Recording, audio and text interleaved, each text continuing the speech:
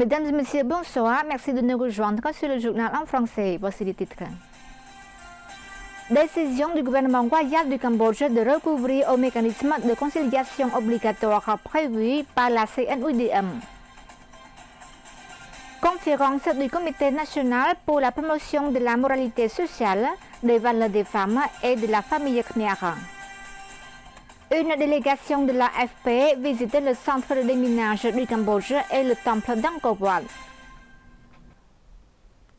Samet Mohamed Thapdei Hun Manet, Premier ministre du Royaume du Cambodge, a souligné la position du Cambodge quant au recours à la conciliation obligatoire de la Convention des Nations Unies sur le droit de la mer, CNUDM.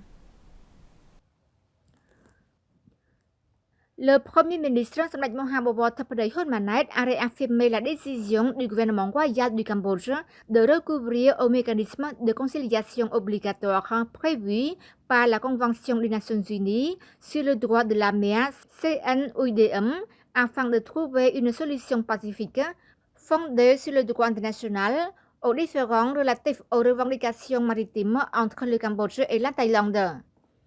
Cette décision fait suite au retrait unilatéralement annoncé par la Thaïlande du mémorandum d'entente conclu entre le Cambodge et la Thaïlande, également connu sous le nom de mémorandum d'entente de Milan, référence thaïlandaise MOU 44.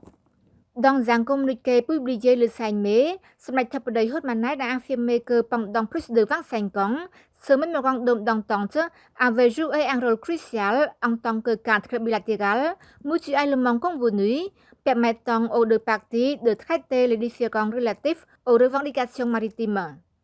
L'entrée en vigueur de ce mémorandum d'entente témoigne de l'esprit de coopération et de bonne volonté mutuelle. Le Premier ministre a déploré la décision de la Thaïlande de se retirer unilatéralement de ce mémorandum d'entente, soulignant que le Cambodge a toujours privilégié les mécanismes bilatéraux, conformément à ce mémorandum d'entente pour la gestion des zones maritimes communes. Ce retrait unilatéral du présent mémorandum d'entente revient à rejeter le seul accord bilatéral qui constitue le seul cadre bilatéral sur lequel les deux parties se sont appuyées pendant plus de 20 ans, a-t-il dit. Il a ajouté qu'en tant qu'État profondément attaché au droit international et au règlement pacifique des différends, le Cambodge n'aurait d'autre choix que de se référer au droit international et à la Convention des Nations Unies sur le droit de la mer CNUDM, et plus particulièrement au mécanisme de conciliation obligatoire prévu par cette convention. Samet Thapdei a expliqué que ce mécanisme de conciliation obligatoire avait été établi par la CNUDM afin d'aider les États partis à résoudre leurs différends pacifiquement, conformément au droit international. La décision du Cambodge reflète donc notre espoir sincère que nos deux pays parviennent à une solution juste et durable, conforme au droit international, permettant à nos deux peuples vivre ensemble en paix, dans la stabilité et l'harmonie, a-t-il conclu.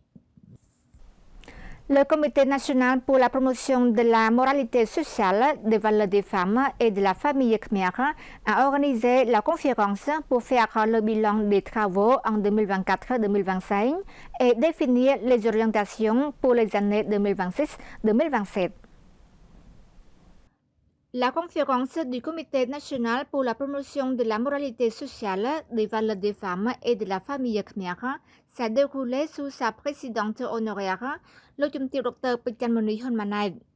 Lors de son discours d'ouverture de la conférence, le Dr Pichanmoni a exprimé sa profonde gratitude à Samet Mohasena Padiditio Hun Sen, président du Sénat, et à Samet Prabandit Bundani Hun Sen, présidente de la Croix-Rouge cambodgienne et ancienne présidente honoraire du comité qui, par le passé, l'ont toujours soutenu tant moralement que matériellement afin d'assurer le travail de promotion des valeurs sociales et de l'éthique.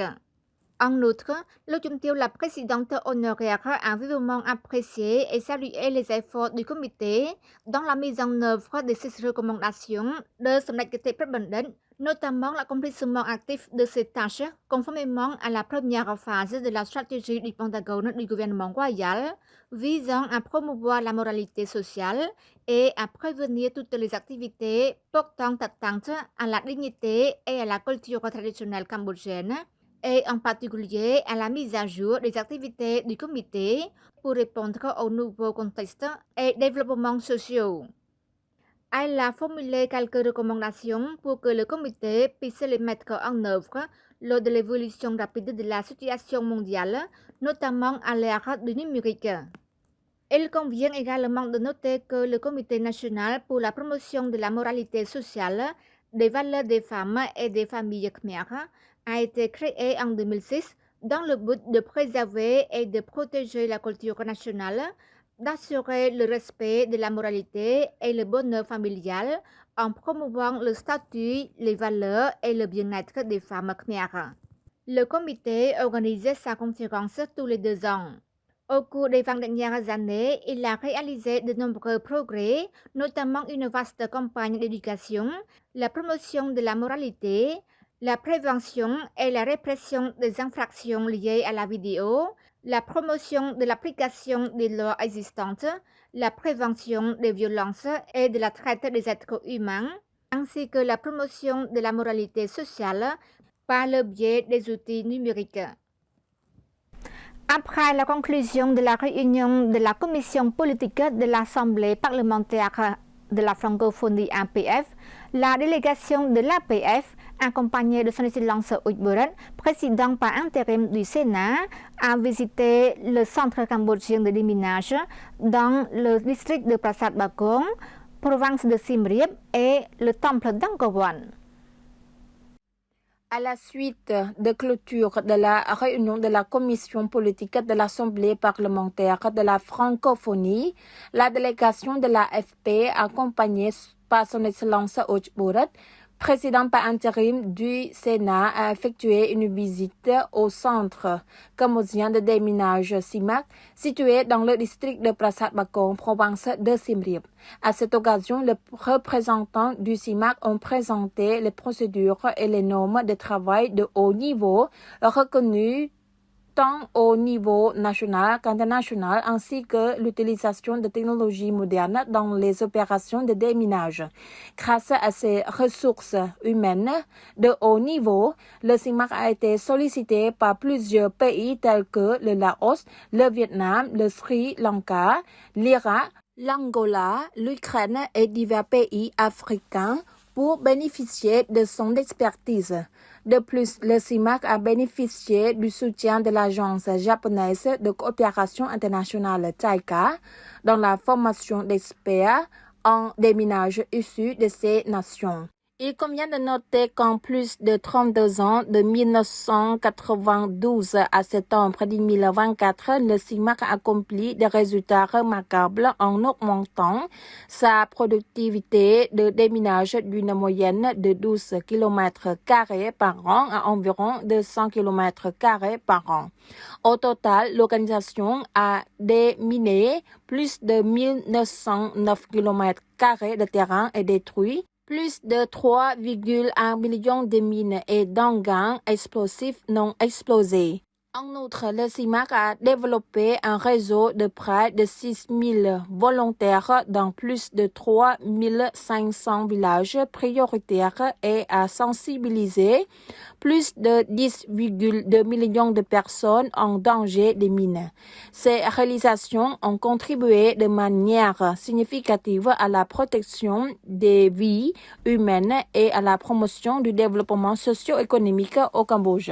Par la suite, la délégation de l'AFP a poursuivi sa visite au temple d'Angkor Wat, le plus grand temple du Cambodge et le plus vaste monument religieux au monde, couvrant une superficie d'environ 162,6 hectares. Ce chef-d'œuvre remarquable a été construit au XIIe siècle par le roi Surya Varman II durant L'Empire Khmer est dédié au dieu Vishnu de l'hindouisme. Angkor Wat est considéré comme le sommet de l'architecture khmer, illustrant un savoir-faire artistique et technique exceptionnel.